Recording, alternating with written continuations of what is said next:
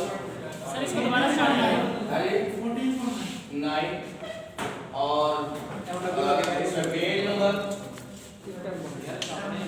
70 to 71। अच्छा जी, page भी हो गया, बुक 2 भी हो गए और दूसरा हो गया। सर अब आप स्टार्ट से दे लेक्चर 14.9। आज हमने पढ़ना है torque on a current carrying coil. एक करंट कैरिंग कॉइल है, उसमें से अगर करंट पास करे तो वो मैग्नेटिक फील्ड में पड़ी हो तो उसमें रोटेशन पैदा होता है, उसमें ट्विस्ट पैदा होता है। That is what torque.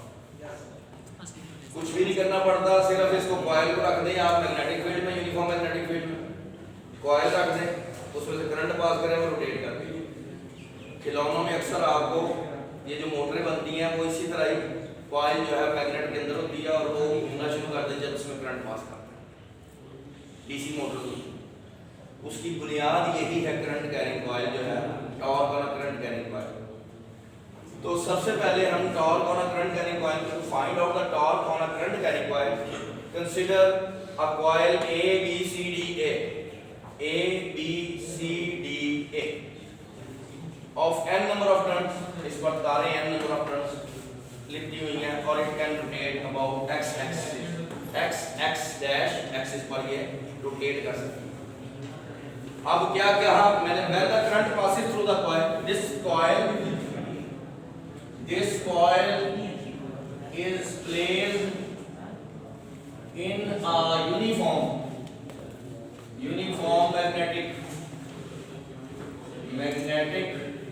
या when this coil कह सकते हैं, when this coil is placed in a uniform magnetic field B and current passes through it,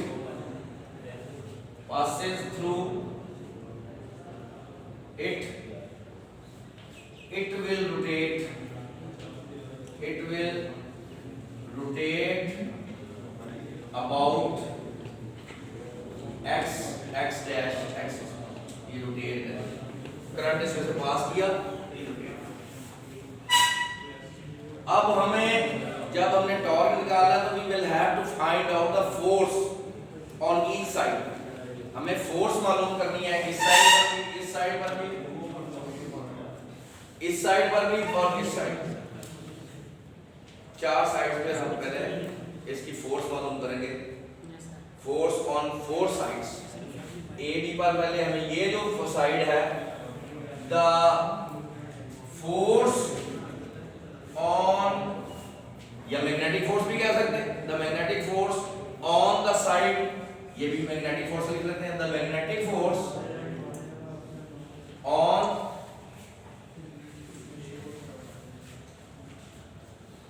side DA will be, वो क्या होगी, F1 उसका नाम दे देते हैं। F1 आपको पता है कि वो होती है BIL साइन ऑफ थीटा। अब आपको पता है कि यहाँ पर जो एंगल बन रहा है वो इस मैग्नेटिक फील्ड के दरमियान, ये मैग्नेटिक फील्ड, ये यूनिफॉर्म मैग्नेटिक फील्ड है जो कि लग रही है। अब मैग्नेटिक फील्ड के, this is the angle between the magnetic field and the length of the coil, current को स्केलर। तो आपने एक फार्मूला मैंने पहले ही पढ़ाया था, I into D cross L, वो उसी से ही निकला BIL साइन ऑफ थीटा, ये पहले पढ़ चुके हैं। तो इसमें एंगल क्या होगा, BIL साइन ऑफ 90 डिग्री। इस F के दरमियान और मैग्नेटिक फील्ड के दरमियान एंगल 90 है, इसलिए ये फोर्स हो जाएगी BIL F1। Similarly the force, magnetic force on side, ये वाली साइड है, ये साइड है जी आपकी BC, will be, वो हो जाएगी F2 is equals to BIL sine of 90, फिर 1 हो गया ये BIL। इस साइड पर तो लगानी है फोर्स। अब इसमें ये करंट इधर पास कर रहा है, करंट की डायरेक्शन इधर है, लेंथ वेक्टर इधर है, तो दोनों का दरमियान एंगल क्या होगा? मैग्नेटिक फील्ड इधर है, करंट इधर है, तो आपके 180 का एंगल होगा। ये मैग्नेटिक फील्ड इस डायरेक्शन में है और करंट इधर फ्लो कर रहा है, तो आपका फोर्स ऑन साइड देखिए कौन सी बनती है? A विल बी, उसको F3 नाम दे देते हैं, इसको F3 का नाम दे देते हैं। F3 is equal to BIL sin of 180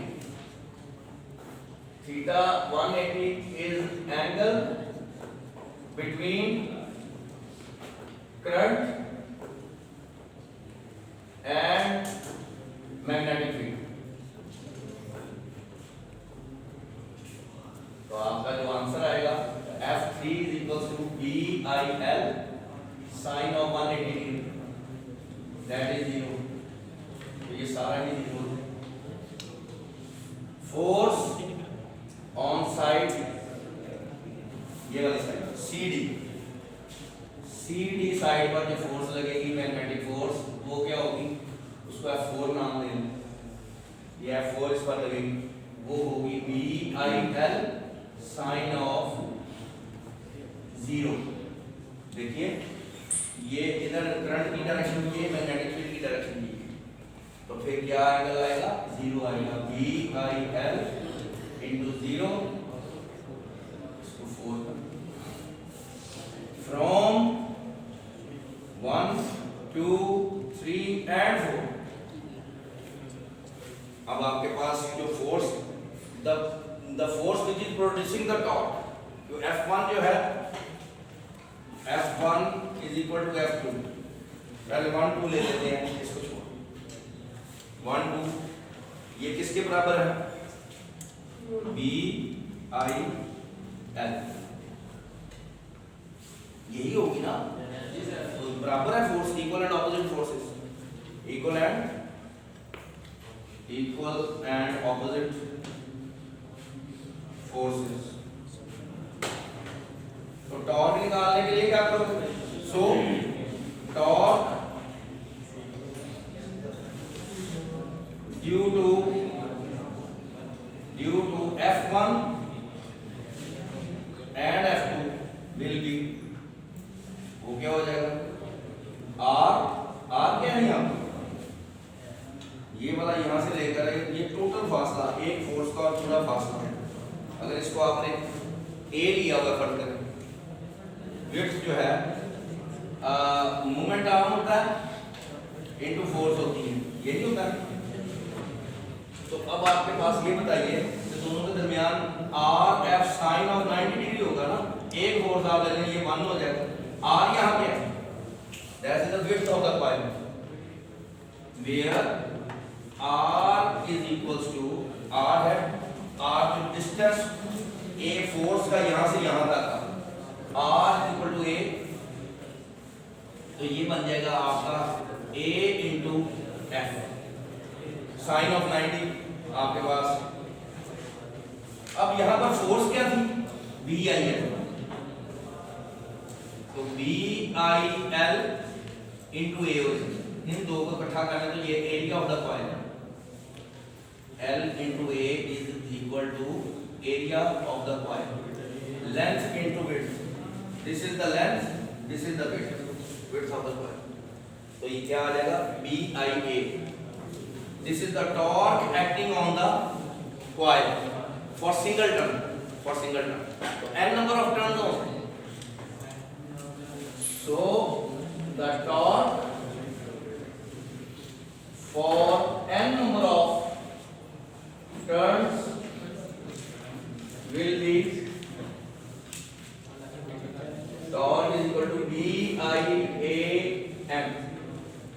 इसका नंबर इसको आप दे दें, torque for single turn on the coil ये आपका टॉर्क निकला है सिंगल टर्न के लिए। इसका नंबर दे दें आप 5, इसको नंबर दे दें 6। n नंबर ऑफ टर्न अगर होंगी तो फिर आपका टॉर्क ये होगी on the coil, current carrying coil. अब आपके पास ये जो है यहाँ पर सेंटर है। अगर आप प्लेन देखिए, ये अगर प्लेन ऑफ द कॉइल है, it is a plane of the coil, ये a/2 होगा और ये भी a/2 होगा। ऊपर से देखें कॉइल को ऐसे ऊपर से, तो आपको आधा a/2 और a/2, एक फोर्स इधर लग रही है और दूसरी फोर्स ऐसे कर सकते हैं, या इसको थोड़ा सा टिल्ट कर लें। One force is like this and other force is like this. अब यहां पर ऐसे, दिस इज द, ये जो एंगल है अगर इसको अल्फा कहा जाए, ये तो इसकी विड्थ है alpha angle, this is the plane angle. ऊपर से देखेंगे ना कॉइल को, तो angle of the plane of the coil वो अल्फा हो, अल्फा हो। तो अब आप इसको अगर torque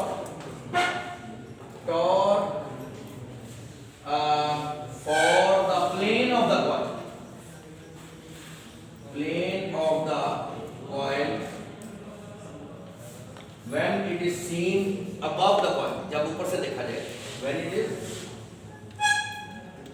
it is seen above the coil, एक आपकी फोर्स F1 थी, एक आपकी फोर्स F2, तो इसके भी दो हिस्से बन जाएंगे। इसको अगर थोड़ा सा मैं अगर इधर टिल्ट कर लूं, इसके भी दो हिस्से बन जाएंगे, F1 के भी और F2 के भी।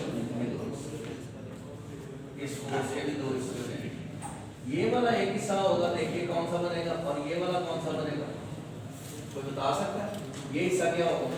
अगर ये अल्फा है तो ये a/2 अल्फा, तो अब ये क्या हो जाएगा a/2 cos ऑफ अल्फा, और ये भी a/2 cos ऑफ अल्फा। अगर ये टोटल विड्थ a है तो ये वाला ये हिस्सा जो कंपोनेंट होगा a/2 cos अल्फा, और ये भी a/2 cos अल्फा।